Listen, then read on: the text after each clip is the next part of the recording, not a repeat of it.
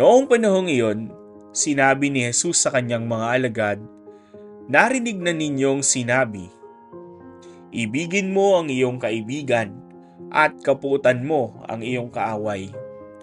Ngunit ito naman ang sabi ko, ibigin ninyo ang inyong mga kaaway at idalangin ninyo ang mga umuusig sa inyo, upang kayo'y maging tunay na anak ng inyong amang nasa langit.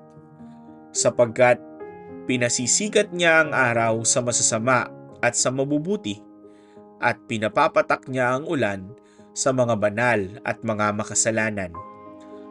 Kung ang mga umiibig sa inyo ang siya lamang ninyong iibigin, ano pang gantimpala ang inyong hihintayin?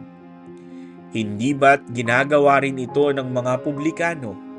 At kung ang binabati lamang ninyo'y ang inyong mga kapatid, ano ang nagawa ninyong higit kaysa iba?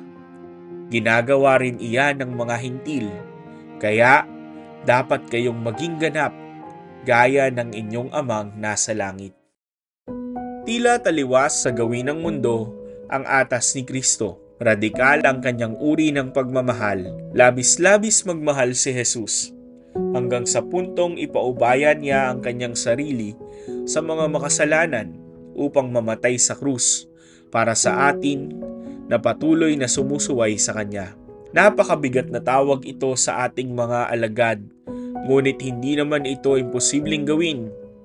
Ang pagpapatawad ay maisa sa katuparan kung lagi nating isa sa puso na ang Diyos ang unang nagpatawad sa ating mga kahinaan, mula noong una nating pagsuway hanggang sa kasalukuyan.